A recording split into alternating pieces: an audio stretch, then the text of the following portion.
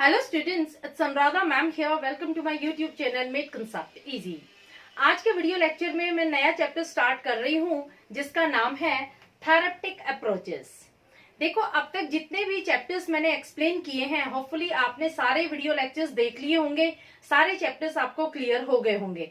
फिर भी अगर किसी चैप्टर में किसी तरह की कोई प्रॉब्लम अराइज होती है तो आप कमेंट बॉक्स में फ्रीली कमेंट करके मुझसे पूछ सकते हैं। मैं आपकी जो भी क्वेरीज है वो क्लियर कर दूंगी। तो आज जो चैप्टर मैं स्टार्ट कर रही हूँ वो नया चैप्टर है थेरेप्टिक अप्रोचेस, चैप्टर नंबर 5। देखो, ये चैप्टर बहुत इंपॉर्टेंट है। इसमें से डेफिनेटली 6 मार्कर एग्जाम में आता है। 6 मार्क का क्वेश्चन जरूर पूछा जाता है, इसलिए स्टार्टिंग से एंड तक सारे थेरेप्टिक अप्रोचेस जो मैं आपको एक्सप्लेन करूं ध्यान से देख लेना। बहुत इजीएस्ट वे में मैं आपको समझाऊंगी कि कैसे हम डिसऑर्डर्स को क्योर करते हैं। देखो, लास्ट वीडियो लेक्चर में मैंने आपको डिसऑर्डर्स बताए थे। जो भी डिसऑर्डर्स अराइज होते हैं उनको कोई ना कोई तो थेरेपी होगी ताकि वो डिसऑर्डर्स, वो जो इम्पेयरमेंट है, क्योर हो सके। तो वो सारी थेरेपीज मैं इस चैप्टर में आपको एक्सप्लेन करूंगी कि किस तरह से जो भी कोई डिसऑर्डर हो जाता है, कोई प्रॉब्लम अराइज होती है, तो थेरेपिस्ट किस तरह से वो सारी प्रॉब्लम्स क्योर करते हैं। देखो, सबसे पहले हम डिफाइन करेंगे nature and process of psychotherapy. Psychotherapy में 2 वर्ड हैं। देखो, अगर इन वर्ड्स को हम स्प्लिट करते हैं तो साइको और थेरेपी ये दोनों अलग अलग वर्ड बन जाते हैं। साइको का मतलब क्या होता है? Related to mind. और थेरेपी का मतलब क्या हुआ? जो प्रॉब्लम हमारे माइंड में इनकर होती है उन प्रॉब्लम्स को ट्रीटमेंट देना, उन प्रॉब्लम्स को क्योर करना होता है साइकोथेरेपी। तो साइकोथेरेपी का मतलब क्या हुआ? जो प्रॉब्लम्स पर्टेनिंग टू माइंड है उनका ट्रीटमेंट्स किया जाता है।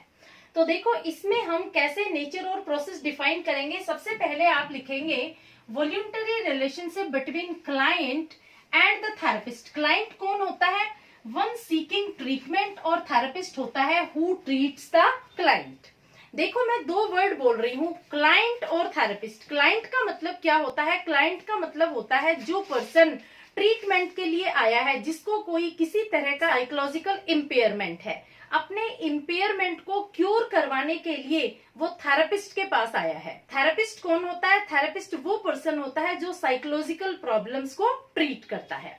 तो देखो, ये एक वॉल्यूंटरी रिलेशनशिप है। वॉल्यूंटरी का मतलब ये होता है कि यहाँ पर क्लाइंट अपनी मर्जी से आता है अपनी प्रॉब्लम्स को सोल्व करवाने के लिए।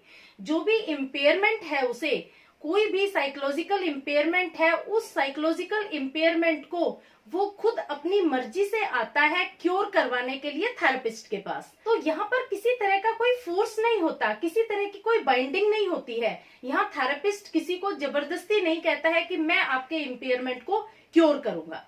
क्लियर? तो यहाँ पर एक वॉल्यूंटरी का मतलब यही होता है कि यहाँ जो क्लाइंट होता है, जो पर्सन जिसे प्रॉब्लम होती है, वो खुद आता है थेरेपिस्ट के पास अपना इलाज करवाने के लिए। Clear? Next point is purpose of relationship is to solve psychological problem और हेल्प द क्लाइंट। देखो, जो रिलेशनशिप एस्टेब्लिश होती है क्लाइंट और थेरेपिस्ट के बीच में, उस रिलेशनशिप का पर्पस ये होता है कि जो थेरेपिस्ट होता है उसका मेन मोटिव यही होता है कि जो भी प्रॉब्लम क्लाइंट को अराइज हो रही है उसकी प्रॉब्लम को रिजोल्व करना, उसकी हेल्प करना, उसको ओवरकम करना, उस सिचुएशन से बाहर आने के लिए। क्लियर? तो यहाँ इस थेरेपी का, इस रिलेशनशिप का यही मतलब होता है कि जो भी परेशानी क्लाइंट को आ रही है उसकी परेशानी को खत्म करना। Clear? Next point is building trust of client to discuss freely. देखो, अब जब क्लाइंट और थेरेपिस्ट दोनों डिस्कस करते हैं कोई भी प्रॉब्लम, तो यहाँ जो थेरेपिस्ट होता है वो रेपो फॉर्म करता है। उसे रेपो फॉर्मेशन करनी होती है क्योंकि उसे जो क्लाइंट है उसका ट्रस्ट गेन करना है। क्लाइंट इजीली अपनी प्रॉब्लम्स थेरेपिस्ट के साथ डिस्कस कर सके, वो अपने आप को कोजी और कंफर्टेबल फील कर सके सारी इंफॉर्मेशंस प्रोवाइड करने में। देखो, जब तक क्लाइंट को भरोसा नहीं होता है थेरेपिस्ट पर, तब तक वो अपनी सारी प्राइवेट इंफॉर्मेशंस शेयर नहीं करता। कई बार क्या होता है, थेरेपी में जो थेरेपिस्ट होता है वो ऐसी इंफॉर्मेशन पूछता है जिसे क्लाइंट और किसी के साथ डिस्कस नहीं कर सकता।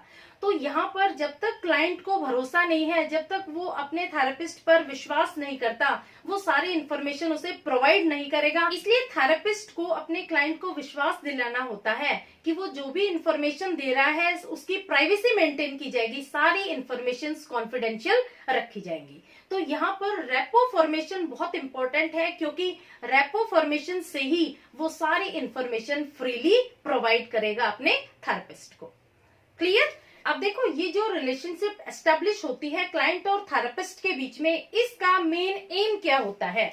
मेन एम होता है changing the maladaptive behaviour, decreasing stress and helping the client to adapt. देखो, सबसे पहले आपको बताती हूँ माल एडेप्टिव। माल एडेप्टिव का मतलब क्या होता है? जब हम अपने आप को एनवायरनमेंट के अकॉर्डिंग एडजस्ट नहीं कर पाते, जब कोई पर्सन सिचुएशन के अकॉर्डिंग अपने आप को एडेप्ट नहीं कर पाता, तो वो बिहेवियर माल एडेप्टिव हो जाता है। तो इस तरह के बिहेवियर को मॉडिफाई करना ही थेरेपिस्ट का मेन एम होता है, कि जो क्लाइंट आया है उसके माल एडेप्टिव बिहेवियर को चेंज करे ऐसे बिहेवियर में जो वो इजिली एडेप्ट हो जाए हर सर्कमस्टेंसेस के अकॉर्डिंग, जैसी सिचुएशन हो उसके अकॉर्डिंग ही वो बिहेव करे। तो इस तरह का बिहेवियर वो प्रॉम्प्ट करता है, इस तरह का बिहेवियर वो एस्टैब्लिश करता है। दूसरा आता है डिक्रीजिंग स्ट्रेस। देखो, जब भी कोई क्लाइंट अपने थेरेपिस्ट के पास जाता है तो वो स्ट्रेसफुल सिचुएशन में जाता है, क्योंकि वो बहुत ज्यादा स्ट्रेस में होता है, अपने इमोशंस किसी के साथ शेयर नहीं करता, और उसकी जो सिचुएशन होती है वो ऐसी होती है कि वो बिल्कुल डिप्रेशन में चला जाता है। तो उसको स्ट्रेस से रिलीव करना ही इस थेरेपी का मेन मोटिव होता है। क्लियर? अब देखो, इसके कैरेक्टरिस्टिक्स क्या होते हैं। पहला कैरेक्टरिस्टिक है systematic application of theories of therapy. देखो, यहाँ पर जो थेरेपिस्ट होता है उसने बहुत पढ़ाई की है, जितनी भी थेरेपीज है वो सारी उसने बुक्स में पढ़ने के बाद ही उसको अब प्रैक्टिकली अप्लाई कर रहा है। यानी जो भी उसने स्ट्रेटेजीज, जो भी उसने टेक्निक सीखी है, जो भी थियरीज उसने अपनी पढ़ाई के दौरान, अपने कोर्स के दौरान सीखी है, उन सारी टेक्निक को वो अपनी थेरेपी में सिस्टमैटिकली अप्लाई करता है। यानी जिस क्लाइंट का वो इलाज कर रहा है वो स्टेप बाय स्टेप उन थियोरीज को, उन टेक्निक्स को अप्लाई करता है, प्रैक्टिकली वो उन चीजों को यूज करता है। उसने जो भी पढ़ाई की है वो सारी थियोरेटिकल नॉलेज उसने हासिल की थी, लेकिन अब उस थियोरेटिकल नॉलेज को वो प्रैक्टिकल वे में कन्वर्ट करता है। Clear? Next point is person receive training under expert can practice psychological therapy, not everybody. देखो, ये जो साइकोलॉजिकल थेरेपी है ये वही पर्सन ट्रीट कर सकता है जिसने इसकी प्रैक्टिस की हो एक्सपर्ट के अंडर, जिसने प्रॉपर ट्रेनिंग ली हो। हर कोई थेरेपीज प्रोवाइड नहीं कर सकता। आप और मैं किसी का इस तरह से साइकोथेरेपी ट्रीटमेंट नहीं दे सकते। अगर हम कोशिश करेंगे तो हो सकता है उसकी प्रॉब्लम इंक्रीज कर दे। तो साइकोथेरेपी वही पर्सन दे सकता है जिसने प्रॉपर ट्रेनिंग ली है और एक एक्सपर्ट सुपरविजन के अंडर उसने ट्रेनिंग ली है, तभी वो अपने क्लाइंट का प्रॉपर ट्रीटमेंट कर सकता है। Next point is two person client and therapist, client is the focus of attention. देखो, जो ये साइकोथेरेपी होती है इसमें टू पर्सन की रिक्वायरमेंट होती है। एक होता है क्लाइंट, दूसरा होता है थेरेपिस्ट। जो क्लाइंट होता है वही मेन फोकस पॉइंट होता है। यहाँ पर जो थेरेपिस्ट है उसका मेन मोटिव यही है कि जो क्लाइंट की प्रॉब्लम है उसे सॉल्व करना, उसकी मदद करना, उसकी प्रॉब्लम को रिजोल्व करना। यहाँ पर उसका मेन फोकस पॉइंट सिर्फ क्लाइंट ही होता है। क्लाइंट के अलावा वो अपने माइंड को कहीं डाइवर्ट नहीं करता। यहाँ उसका मेन मोटिव उसका क्लाइंट ही होता है, उसकी प्रॉब्लम का सोल्यूशन ही उसका मेन मोटिव होता है। यहाँ वो सिर्फ यही सोचता है कि जो मेरा क्लाइंट है उसको उसकी प्रॉब्लम से मैं जल्दी से जल्दी रिलीव करवाऊं, यही उसका फोकल पॉइंट होता है। क्लियर?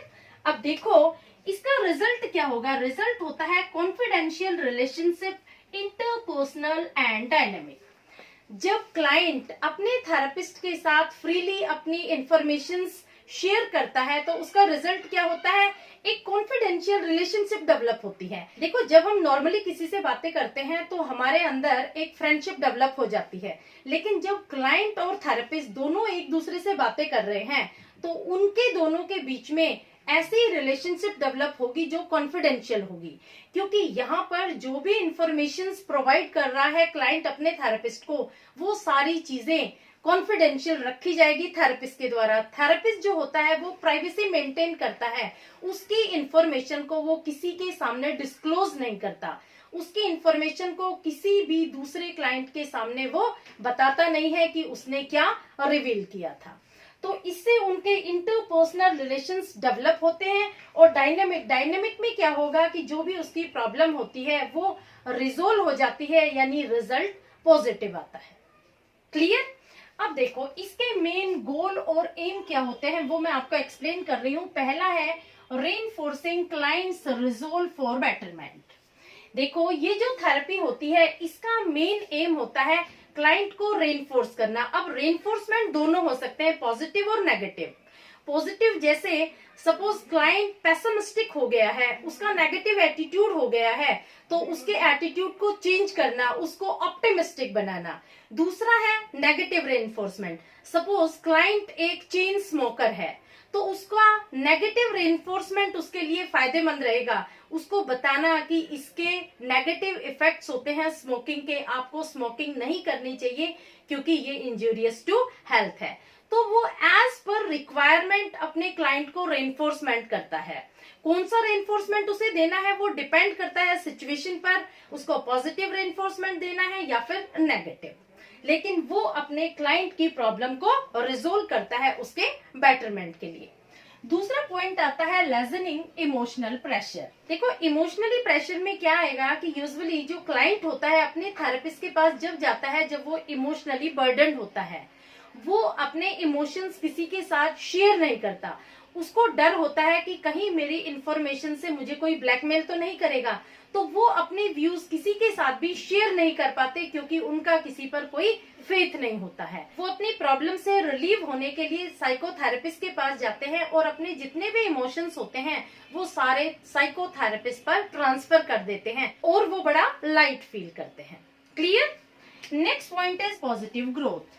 देखो पॉजिटिव ग्रोथ में क्या आएगा कि जो उसके हिडन पोटेंशियल्स होते हैं, क्लाइंट की जो भी इनहेरेंट क्वालिटीज होती है उसे वो अनफोल्ड करवाता है। देखो कई बार क्या होता है, पर्सन को पता नहीं होता है, पर्सन बहुत टैलेंटेड होता है, लेकिन उसकी इनहेरेंट क्वालिटीज के बारे में उसे पता नहीं होता है कि वो क्या कर सकता है। तो जो थेरेपिस्ट होता है वो उसके हिडन पोटेंशियल को डिस्कवर करता है और उसकी पॉजिटिव ग्रोथ में हेल्प करता है।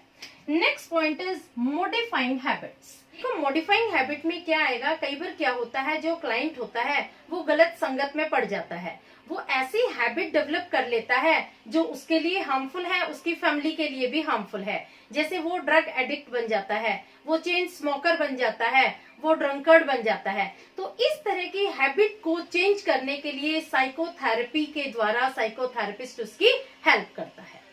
Next point is changing thinking pattern. देखो चेंजिंग थिंकिंग पैटर्न में क्या होता है कि पर्सन का नेगेटिव एटीट्यूड हो जाता है, वो पेसिमिस्टिक बन जाता है, हर चीज का वो negative point of view consider करता है, पॉजिटिव पॉइंट ऑफ व्यू को वो बिल्कुल भी नहीं देखता। देखो इसका एक बहुत अच्छा एग्जांपल देती हूँ। एक गिलास है जो आधा पानी से भरा हुआ है, उस पर्सन का वे ऑफ परसेप्शन क्या होगा, वो कहेगा ये गिलास आधा खाली है, वो आधे भरे हुए गिलास को कंसिडर नहीं करेगा क्योंकि उसका नेगेटिव एटीट्यूड है। तो यहाँ पर थेरेपिस्ट क्या करता है कि उसके थिंकिंग पैटर्न को चेंज करता है, उसको पेसिमिस्टिक से ऑप्टिमिस्टिक में चेंज करता है। Next point is increasing self awareness. देखो इसमें क्या होता है, पर्सन अपने सेल्फ से दूर हो जाता है, उसको अपने पोटेंशियल के बारे में कोई नॉलेज ही नहीं होती, वो अपने बारे में सेल्फ अवेयर नहीं होता, उसको ये नहीं पता होता कि वो धरती पर आया है तो उसका कितना इम्पोर्टेंस है, हर किसी के लिए वो कितना इम्पोर्टेंट है। वो अपने आप को धरती पर एक बोझ समझना शुरू कर देता है। तो जो थेरेपिस्ट होता है वो उसको बताता है सेल्फ अवेयरनेस के बारे में, उसकी जो हिडन क्वालिटीज है, उसके पोटेंशियल्स है, उसके बारे में वो उसे अवेयर करवाता है। वो हमें हमारे सेल्फ के बारे में बताता है कि हम कौन हैं, हम क्यों आए हैं। देखो हर इंसान का धरती पर आने का कोई ना कोई पर्पस होता है, तो जो थेरेपिस्ट होता है वो उसे अवेयर करवाता है कि वो यहाँ प्रेजेंट है तो किसी ना किसी कारण से है। तो वो उसको उसके सेल्फ के बारे में अवेयर करवाता है। Next point is improving interpersonal relation and communication. देखो, जब कोई डिसऑर्डर होता है तो क्या होता है कि हमारे इंटरपर्सनल रिलेशन डिटीरियोरेट हो जाते हैं, हमारा कम्युनिकेशन खत्म हो जाता है, क्योंकि एक पर्सन जिसे डिसऑर्डर है यूजुअली उससे कोई कम्युनिकेट भी नहीं करता है, उसका कम्युनिकेशन वीक हो जाता है, क्योंकि वो पर्सन किसी के साथ अपने व्यूज शेयर नहीं करता है, वो रेस्ट्रिक्टेड, वो आइसोलेशन में रहना पसंद करता है, वो किसी के साथ किसी तरह का कोई इंटरपर्सनल रिलेशन डेवलप नहीं करता। तो इसका रिजल्ट क्या होता है, वो पर्सन डिप्रेशन में चला जाता है, वो स्ट्रेसफुल सिचुएशन में हो जाता है। तो जो साइकोथेरेपिस्ट होता है वो उसे उस प्रॉब्लम से रिलीव करता है, उसकी प्रॉब्लम को वो सॉर्ट आउट करता है। Next point is facilitating decision making. देखो, जो साइकोथेरेपिस्ट होता है वो पर्सन की डिसीजन मेकिंग पावर को इम्प्रूव करता है। इसमें क्या होता है, जब पर्सन को कोई प्रॉब्लम होती है तो उसकी डिसीजन मेकिंग पावर वीकन हो जाती है, पर्सन किसी तरह के भी कोई डिसीजन नहीं ले पाता, हर डिसीजन में उसको ये सस्पिशन लगता है कि मैं ऐसे डिसीजन लूं या ऐसे लूं, ये चीज सही रहेगी, ये चीज सही रहेगी, तो वो बड़ा कंफ्यूज कैरेक्टर बन जाता है। तो इसमें क्या होता है, साइकोथेरेपिस्ट उसकी हेल्प करता है प्रॉपर डिसीजन लेने में। Clear? Next point is becoming aware of one's choice in life.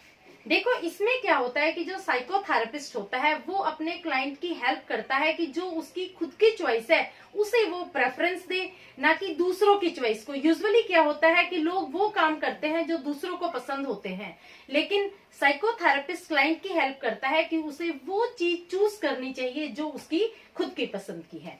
Hopefully आपको थेरेप्टिक अप्रोचेस के ये सारे पॉइंट्स क्लियर हो गए होंगे। नेक्स्ट वीडियो लेक्चर में मैं लूंगी थेरेप्टिक relationship. Please like it, subscribe it and share it to your friends. Okay, thank you.